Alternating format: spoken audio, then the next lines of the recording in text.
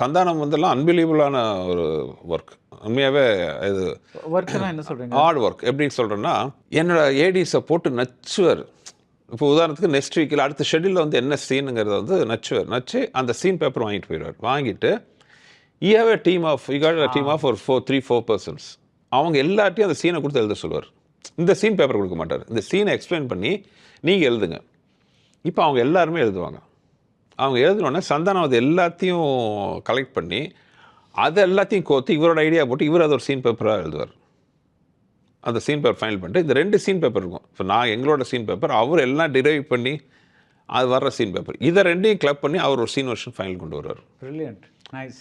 வருவார், வந்து இது சஜஷனாக கொடுப்பார். இதுக்கப்புறம் அது எடுத்துக்காது என்னோட இஷ்டம். அது ஒன்று. அதோட விட மாட்டார். இப்போது சந்தானத்தோட ஒர்க் என்னென்னா, அதுக்கப்புறம் என்ன பண்ணுவார்னா, லொக்கேஷனில் ஒவ்வொரு ஷாட்டுக்கும் பார்த்தீங்கன்னா ஃபோனோட போய் உட்காந்துக்குவார் தனியாக. You won't talk to anybody. Phone பேசுகிறதோ ஆர்ட் அடிக்கிறதோ இருக்காது. தனியாக போய் உட்காந்துட்டு அவரோட டீம் ஆஃபீஸில் உட்காந்துருப்பாங்க. இப்போ ஏடிஸ் கேட்டோம் அடுத்த ஷாட் என்ன, அடுத்த ஷாட் வந்து இந்த மாதிரி மனோபாலா வந்து உள்ளே வர போகிறாருனோடனே, மனோபாலா உள்ளே வராரு, அவர் வேட்டி சட்டை போட்டிருக்காருனோடனே அந்த மனோபாலாவுக்குன்ட்டு ஒரு ஃபைல் வச்சுருப்பாங்க. மனோபாலாவை பற்றி என்னெல்லாம் பேசணும் ஒரு ஃபைல் இருக்கும். அதுலேருந்து எடுத்து செலக்ட் பண்ணி ஒரு டைலாக் எடுத்து வச்சுருக்காரு. 2 டைலாக் ஆப்ஷன். ஷார்ட் பார்த்து இதெல்லாம் நடக்கிறது அந்த 5 minutes கேப்பில் இதெல்லாம் பண்ணிட்டு இருப்பாங்க. இது கமிட்மெண்ட்டில் பயங்கரமாக, தட்ஸ் அமேசிங் கமிட்மெண்ட் சந்தானம். இப்போ வடிவேலனோட ஸ்டைல் பார்த்தீங்கன்னா, இஸ் அ ஃபென்டாஸ்டிக் ஆக்டர்.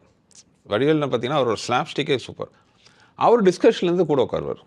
ஒவ்வொரு சீனும் பார்த்தீங்கன்னா டிஸ்கஷன். ஃபஸ்ட்டு என்னோட ஏடிஸ் ரைட் யார் டீம் இருக்காங்களோ தேல் கோ அங்கே உட்காந்து அவங்களோட டிஸ்கஸ் பண்ணுவார். பண்ணிவிட்டு லொக்கேஷனில் வந்து காலையில் வந்துட்டு வீல் ஹேவ் ஒரு பிரெயின் ஸ்டார்மிங் செஷன் மாதிரி எவ்ரிடே. அந்த சீனில் என்னெல்லாம் பண்ணலாம், இது பண்ணலாமா, இந்த டைலாக் பண்ணலாமா. அதுக்கப்புறம் த வே எலிவேட்ஸ் த பெர்ஃபார்மன்ஸ் இந்த short is seem to believe. அந்த பார்த்தா தான் நம்ப முடியும். அந்த சீன் எப்படி எலிவேட் பண்ண, அவர் அந்த பெர்ஃபார்மன்ஸ் எப்படி அது மேலே தூக்குறாருங்கிறதெல்லாம் வந்து ஒரு ஃபேன் மாதிரி தான் உட்காந்து பார்த்துட்ருப்போம் பின்னாடி.